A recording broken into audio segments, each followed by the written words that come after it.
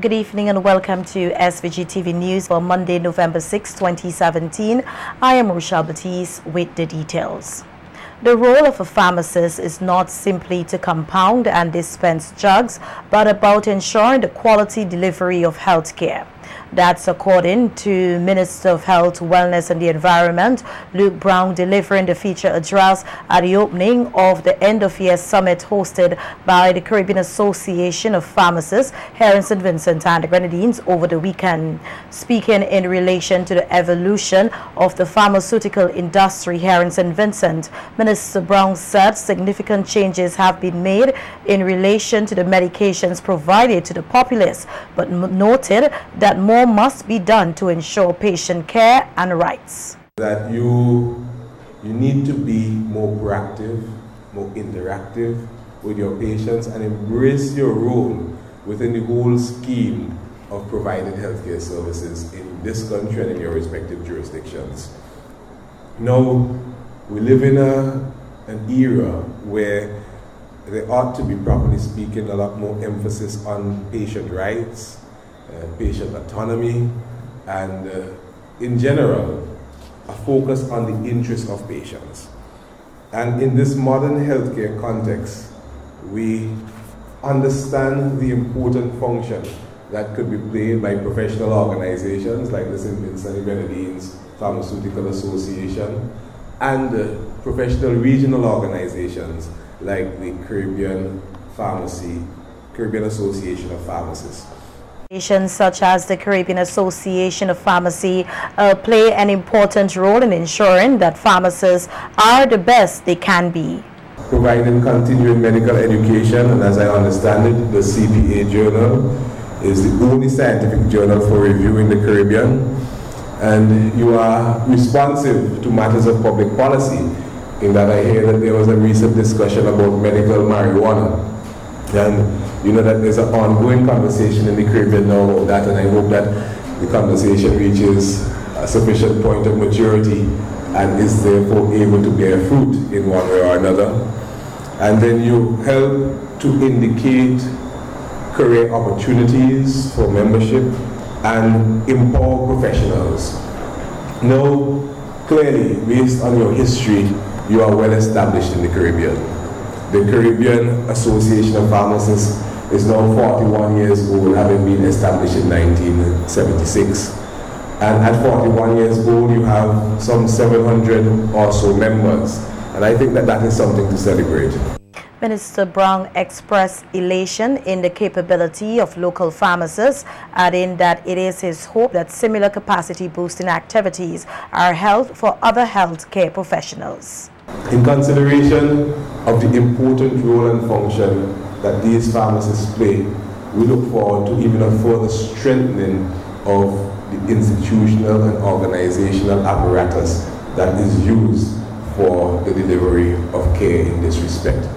The Ministry of Health, Wellness and the Environment supports this undertaking wholeheartedly, and we would like not only for pharmacists and this profession to be strengthened to play a stronger role in the delivery of health care, but we also want each player, we want there to be full interaction and exchanges with the doctors and the nurses and the other persons involved in healthcare service delivery, so that we have an integration out of which could come the overall best results for health. Former Chief Executive Officer of the Offshore Financial Authority, Dr. Linton Lewis, is of the view that this country has sturdy policies to ensure that it is not a haven for money laundering. Speaking on Boom FM recently pertaining to the case whereby St. Vincent and the Grenadines was implicated in the U.S. Federal Bureau of Investigation Manafort and Gates money laundering probe, Dr. Lewis maintained that based on his own research, no crime was committed on this country's part. The attorney at law also noted that there are stringent guidelines locally for investors that keep things in check. St. Vincent and the Grenadines, when monies come into our accounts here with large transactions, for the most part, the financial intelligence unit is informed about it. Okay. Even though it's an offshore. Even it's an offshore. Okay. Specifically, if it's offshore, because that they have large transactions. That is one, and they can then further the investigation. Two, when you have an IBC or an offshore entity in St. Vincent, hardly any money, relatively speaking, comes and remains in St. Vincent. He borrowed up to $19 million on properties that were acquired by these companies in America. 19? Yes, 19 million. Wow. And that is, you talk about international business companies from Cyprus, you also had LLCs from Delaware, companies from Florida. So all those companies, not only St. Vincent only had 2, Global Endeavor Inc. and Junet. But you had 12 from Cyprus, about 16 from America, and you have 1 from the United Kingdom. So that is how it is really. The importance of revitalizing the economy through agriculture is once again being sounded by opposition leader Dr. Godwin Friday. The opposition leader, who was on Nice Radio on Friday, said the country's economy needs growth and that one of the ways this can be done is through agriculture. Dr. Friday said an agriculture industry doesn't always mean the actual crop, but there are byproducts or commodities that can be sold for manufacturing. One of the fundamental problems that we have in St. Vincent is the lack of a functioning economy, one that is growing and growing at a rate that could sustain improvement in the quality of our life. You know, 1% growth, 2% growth in St. Vincent and the Grenadines is not going to improve the lives of people. We need to have the economy transform to the point where you can register regularly growth rates of 6, 7, 8, 10%. And this is something that we have to aim at. To do so, of course, we have to revitalize the traditional industries, agriculture, fishing, and so on. And one of the interesting comments we had yesterday, you would have heard, Bert, is at least a couple of the persons who commented, one more extensively than the other, is that, you know, in agriculture, it's not just a matter of going back and doing the same thing that we've done all the time. We have to now bring new technologies to bear on it. We have to think of commodities, not in terms of crops. Think in terms of commodities. A commodity is something that you can sell. Dr. Friday said that more professionals in the government service need to be able to utilize their expertise, as many have ideas that can enhance the country's economy. Government has a role to play. Obviously, the Ministry of Agriculture probably has some of the best educated and skilled people in any ministry in our government. But we have to give them the license, basically, to use that training and that initiative and talent to do things that may not have been done before, but which may bring rewards. Yeah, you have to be able to take risk, you know, and you have to be able to say, well, listen, if it doesn't succeed, it's not a failure. It just means you've eliminated one possibility, you know, and you're moving forward with something else. That is how you progress. And this business of being afraid to make a decision and sitting back and waiting for everything to collapse and pointing a finger as to who to blame, that doesn't get us anywhere. The Center for Enterprise Development, Inc., CED, has embarked on a new initiative geared at developing a culture of innovation among young people here in St. Vincent and the Grenadines. CED will later this month officially launch the Entrepreneurship and Innovation Club in collaboration with the SVG Community College. The club will specifically target students at the college. It will seek to exploit the synergies generated when the students get together, transform ideas, innovation, and invention into commercial business opportunities, and develop a community that nurtures entrepreneurship and innovation. According to General Manager at CED, Felix Lewis, members of this club will benefit from a wide range of programs, including mentorship, technical advice, coaching, counseling, and development support, business incubation, ideation processes, and concept development and debt financing. There will also be networking systems and events, research and development support, training, developing pitching skills, and brainstorming sessions. Students at the college are being urged to apply for membership application forms are now available from staff at the St. Vincent and the Grenadines Community College in Villa and Arnesville. The club is expected to be launched on Friday, November 17, 2017. And 21 questions are up for oral answers when Parliament convenes tomorrow, November 7, 2017 at 10 a.m. There will be the usual announcements by the Speaker, statements by ministers, reports from select committees, among other items on the order paper, including the 2016 Financial Services Authority Annual Report. Parliament will also hear a report from the Select Committee on the Occupational Health and Safety Bill from Minister of Labour Camilo Gonzalez. A structured approach must be taken in order to address the issue of low male performance in the education system. That's according to educator Curtis King, who was a panelist on Magic 103.7 Sunday Brunch program discussing issues in relation to the educational performance of males in this country. King, who currently serves as principal of the St. Vincent Grammar School, said the current format through which instructions are given at school is not generally adaptive to the way males learn, adding that this is an issue which requires urgent attention. The females tend to do better at language in the early stage than the males. But what are we doing at the school system to address that? So that if that is impacting on the males' performance, is it correct to just blame the males? We as a society have to address that. So we need to make some adjustments. Exactly. And finally, because there are many, but research has also shown that the males tend to be a little more active than, say, the girls in that early stage. Well, generally, exactly. And we understand that. It is physiological, and that's a reality. But the school system now, as a structure, require you basically to sit and listen to a narrative without the kind of interaction that somebody who is hyper, if you like, more active would want to engage. And so I'm saying that these are inbuilt issues that we have to deal with, and don't necessarily say it is the fault of the male. King added that male underperformance can be adequately addressed and questioned why a structured approach is not being considered. Yes, we are still seeking to deal with them in a kind of piecemeal approach, not very structured and systematic.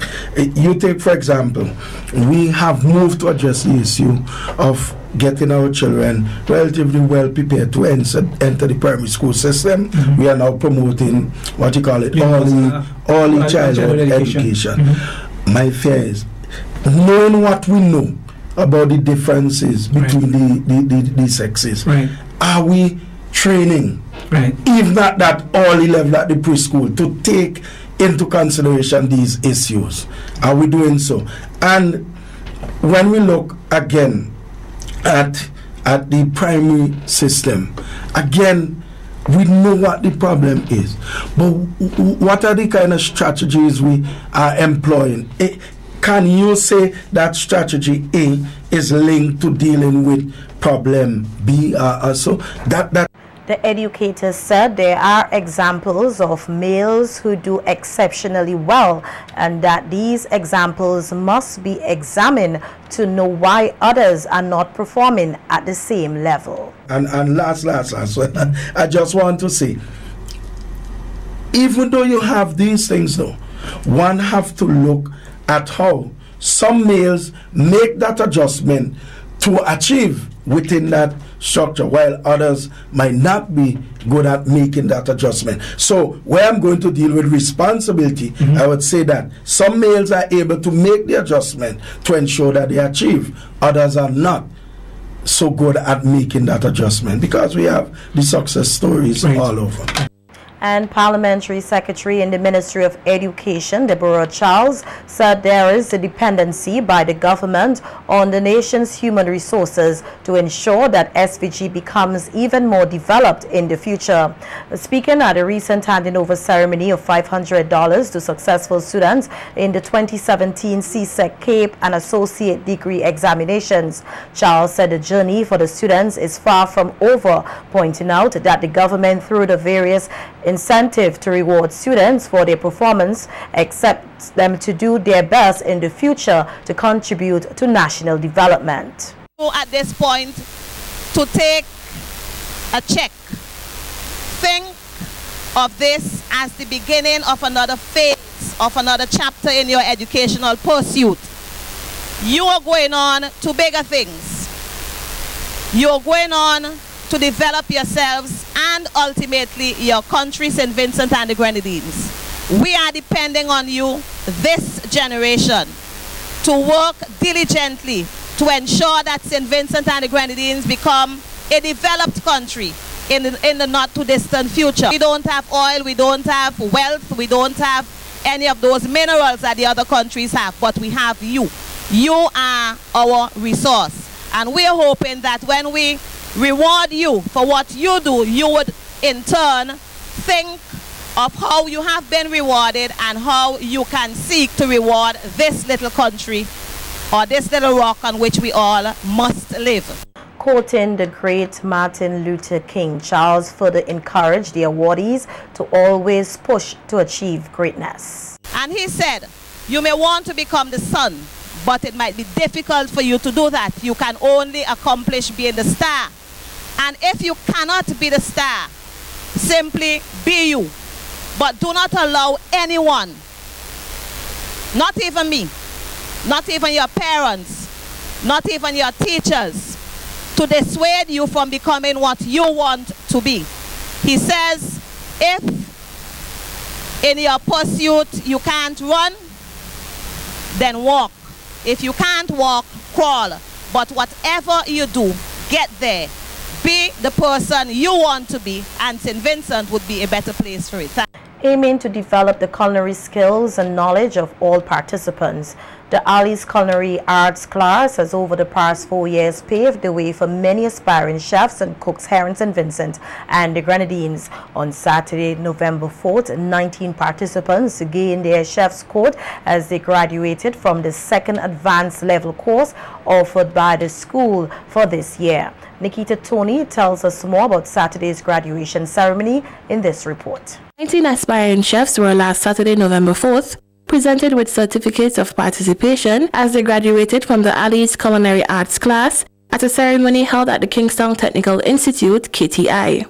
The group, which is the second batch of students to graduate from the advanced level class for the year 2017, according to instructor and head of the Ali's Culinary Arts class, Alvin Jackson, has been an exceptional batch whose hard work and determination has made him proud. I can say I'm very much proud of the work that they would have accomplished within the 3 months. The things that they would have done, you know, amaze me. Some of the things that you guys would have created and come up with, there's a lot of chefs who is already in the field would not even take the risk that some of you take. There is no limit when they come to this field. And I want them to go out, whenever they go out, to put their best foot forward, do the best at all times. Principal of the KTI, Burlington Hamilton, advised the students to take advantage of the opportunity and gain higher certification so that they can compete in the hospitality field. Caribbean Vocational Qualification. This qualification would entitle you to get the CARICOM Skill Certificate. And with the CARICOM Skill Certificate, you can move within any CARICOM state for employment as a chef. So use the opportunity provided for you, the foundation set by Chef Ali. I know Chef Ali is also considering moving to the next level himself, where he can start providing training for the CBQ. Featured speaker at Saturday's event, Negus Bino, said Jackson's passion for the culinary arts has enabled the students to learn and develop significantly. I think you graduates would have been very privileged to have somebody with his personality, his passion, his ability to instruct, to be your instructor. And I share his sentiment that many of you, if not all of you, have the potential to reach as far as you want. Some of the students took the opportunity to share their experiences during the 3-month-long course. With one expectation, and it all changed and it was very challenging for both of us, and we have come a long way. I realized I had to learn knife technique, how to hold knife, and then, wow, this is way out of my league. But then learning how to use a chef knife was very good. Learning to prepare food and learning to plate in the food and these kind of other arts in doing food is something that I have grasped from attending the classes, and I have no regrets. I just wanted to learn different meals, more than the ordinary everyday cooking and so on, which I did thanks to my tutor Alvin Jackson and my classmates as well, because we all share different ideas. Nikita Tony reporting for SVG-TV News. And the Royal St. Vincent and the Grenadines Police Force is carrying out investigations in connection with a series of burglaries which occurred in the Kittels district recently. The police are seeking the general public's assistance in apprehending the perpetrator or perpetrators who may be responsible for these series of burglaries in the Kittels district. According to the police, the perpetrator or perpetrators have been breaking into furniture shops and have stolen several power tools and other items. The police are advising anyone who know of such person or persons committing these crimes, or if you are approached by anyone at any time offering to sell these tools and other items which you suspect may have been stolen or unlawfully obtained, to contact the Kittels Police Station immediately at telephone number 4561750. That's 4561750, or the officer in charge of the Central Division at telephone number 4572282 or 4571211.